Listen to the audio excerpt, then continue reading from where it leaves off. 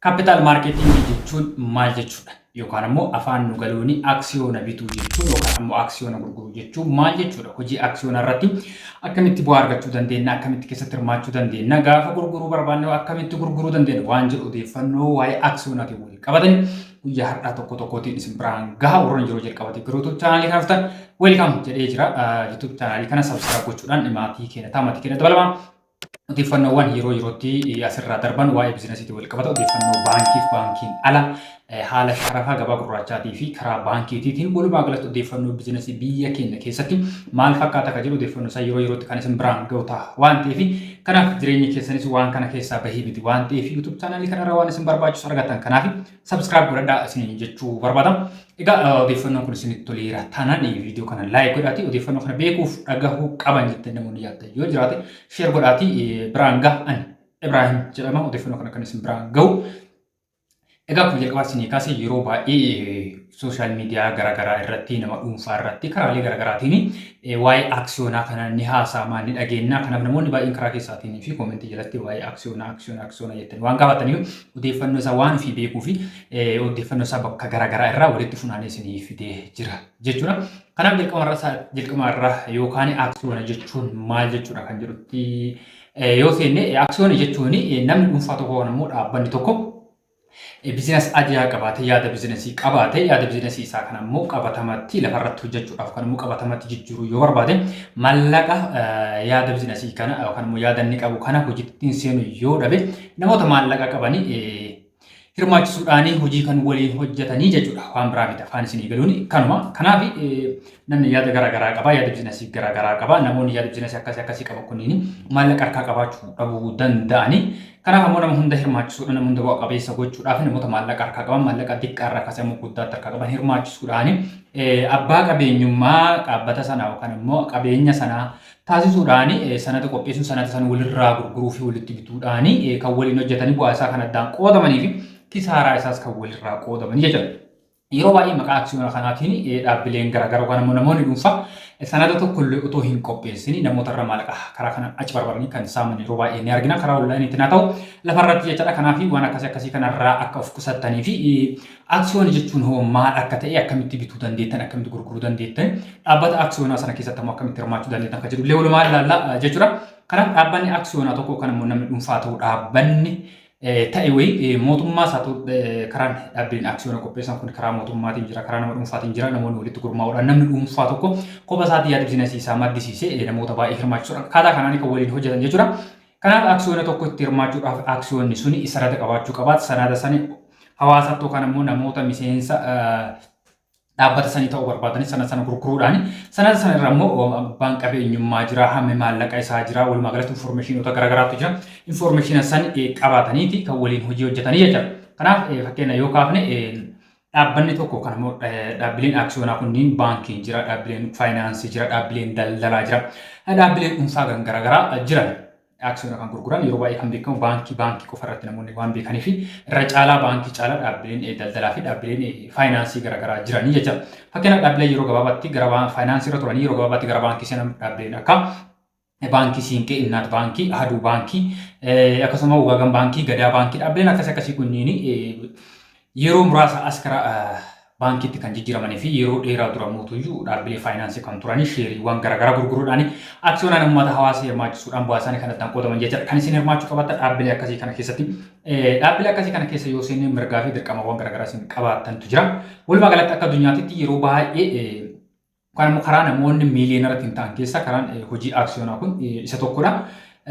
Biyyoota addunyaa garaagaraa keessatti waggaa tokko qofatti namoota miiliyoona tokkotti miiliyoonara ta'a. Jedhamee yaadama. Bara 2023 qofa keessa Ameerikaa keessatti nama miiliyoona tokkotu miiliyoonara ta'e. Biyya Hindii keessatti bara 2023 qofa maallaqni karaa aksiyoonaatiin walitti qabame biiliyoona 117 biyya keenya keessatti gara biiliyoona 100 wayiitu sassaabame jedhamee odeeffama bara 2024 qofa keessatti. Walumaa galatti karaan namni yeroo gabaabaa keessatti miiliyoonara ittiin ta'u even biiliyoonara ittiin ta'uu danda'u karaa hojii aksiyoonaa kana jechuudha. Dhaabbileen garaagaraa kun isin kaasee dhaabbilee dhuunfaa ta'uu danda'a kan mootummaa ta'uu danda'a baankii ta'uu danda'a dhaabbilee faayinaansii ta'uu danda'a dhaabbileen daldalaa garaagaraa ta'uu danda'a yeroo baay'eetti sheerii gurguranii sheerii tokko isaatiin kan gurguramu fakkeenya sheeriin tokko qarshii 10 qarshii 20 30 ta'uu danda'a yookaan immoo qarshii 50 dhibbas ta'uu danda'a Sheeriin tokko garuu kophaa isaatti gurguramu sheerii 10 akkaataa sana yoo bittanii gaafa jalqabaa yeroo bittan qarshii 100 bituu dandeettanii waggaa muraasa booda immoo dhaabbatichi gaafa guddatee qarshii 100 kan bittan sheerii takkitti qarshii 100 kan bittan 200 gurguruu dandeettan 150tti gurguruu dandeettan jechuudha.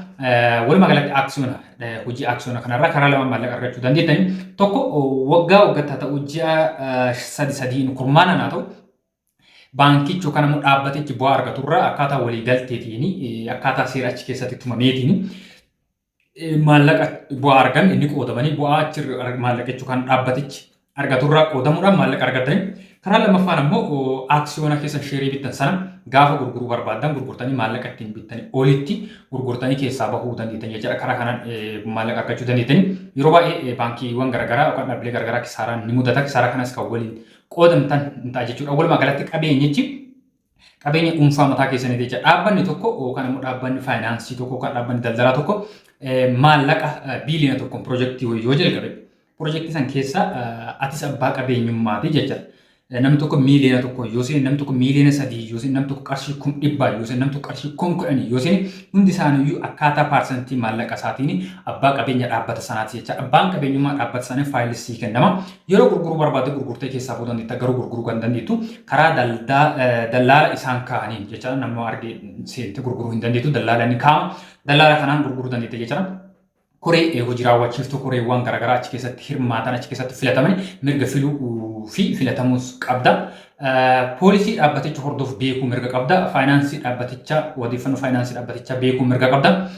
Akkasumas mootuyyuu yeroo baankichi maallaqa qoodu hammam akka ga'u akkaataa kamiin akka qoodu odeeffannoo kana hunda beekuuf dhagahuu mirga qabda. Hamma abbaa qabeenya taatetti hamma shareholderii dhaabbata sanii taatetti jechuudha. Kanaaf mirgaawwan akkasii kan isinii kennan yoo ta'e nala dhaabbilee faayinaansiiti jettanii dhaabbileewwan garaagaraa kan hayyaa mootummaa hin qabne ni jira waan ta'eef isaan saniin irraa fudhachuu qabdan mirgaawwan anamma isinii kaayee kanneen kan isinii kennan yoo ta'e koreewwan achi keessa filan beekuu fi filuu mirga yoo hin qabaatiin dhaabbatichi poolisii akkamii akka hordofu yoo hin beekin yoo isinitti himin odeeffannoo faayinaansii baankichi yookaan dhaabbatichi sun hagam atarrafee yoo kisaaras ta'e hammam kasaaree sheeriin paarsantii meeqaan qoodama bu'aan isaa kan jiru kan hunda odeeffannoo kan isaa kan hunda yoo hin beektan ta'e yoo isinitti hin himan ta'e keessatti hirmaachuu hin qabdan jechuudha.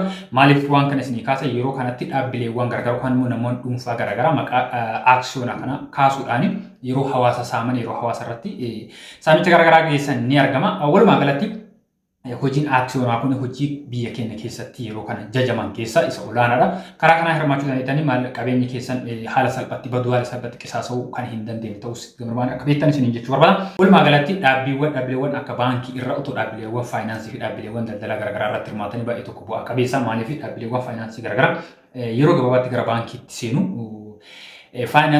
sheeriin isaanii waggaa tokko dura yookaan immoo waggaa 5-7 dura isin ittiin bittanii waggaa kana asammoo yoo gurgurachuu barbaadan qarshii bareedatti gurgurachuu dandeettanii yookaan immoo baankichis yookaan immoo dhaabbatichi bu'aa gaarii ni argatu ta'e hamma paarsantii maallaqa keessaniitiin bu'aa argachuu qabdan ni argattan isin jechuudha. Kanaaf karaa kanneen lamaanii maallaqa baankicha yookaan immoo dhaabbaticha aksiyoona irraa bittanii argachuu dandeessanii jechuu barbaada. Odeeffannoo kanaaf kan bakka kan biraa beekuuf dhaga'uu yoo qabaattan immoo kanarratti immoo gaafii waan isin ta'e yoo qabaattan karaa keessaatiin gaafachuu dandeessanii odeeffannoowwan baankii wal qabatanii biizinasii biyya keenya keessatti hojii kam hojjechuutu bu'aa qabeessa mataa isaa karaan hojii isaa immoo akkamitti hojjetama kan jedhuu fi odeeffannoowwan sharafaa biyya keenya keessatti karaa black marketii fi karaa baankiitiin maal fakkaata kan jiru walumaa galatti odeeffannoo biizinasii kamuu asirraa argachuu dandeenya waan ta'eef YouTube chaanalii kana hammasitti ammoo isin subscribe godhaatiin afaan bu'aatiin jechuu barbaada. Waan hortan galatooma galanni keessan dachaa viidiyoo irratti namoonni deemnutti baay'ee